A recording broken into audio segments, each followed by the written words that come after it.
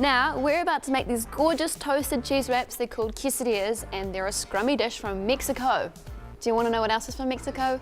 Chihuahuas. Remember when we had our grand Chihuahua ball and we had our beautiful dressed up Chihuahua guests in the Fanimals backyard? What a day.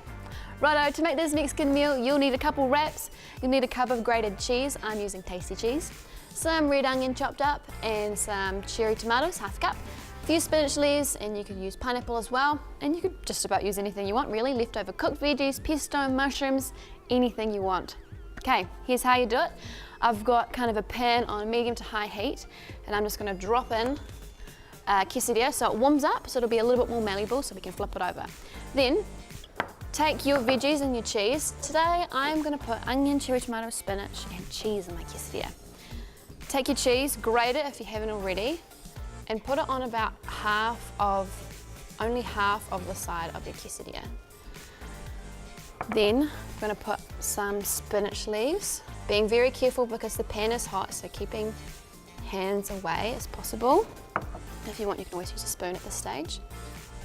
Put your cherry tomatoes on, put them there, maybe one more, and then some of your onion. Okay. Now I'm going to use some tongs, and we're going to flip this, take this edge and then flip it on over like that. Delish. We've got some nice browning. If it's too hot, turn it down. I might turn mine down a little bit. And then take a flippy thing, squish it down, spatula, that's what I'm looking for. And then kind of press that down so the cheese kind of melts and goes all into the other ingredients. And then once that's been on for a while, then you flip it. Cook this for about 1 to 2 minutes. Then I'm gonna try and flip it over. Wish me luck. Oh! We have a runaway tomato, but you know what? That's okay.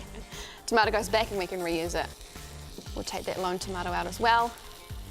All right, that looks delicious. Okay, cook that for another 1 or 2 minutes. Turn that off. Pop that here. Put these away for now. Take a knife and then chop that up. Being careful because it's hot. Take a plate. Here we go. Serve these up.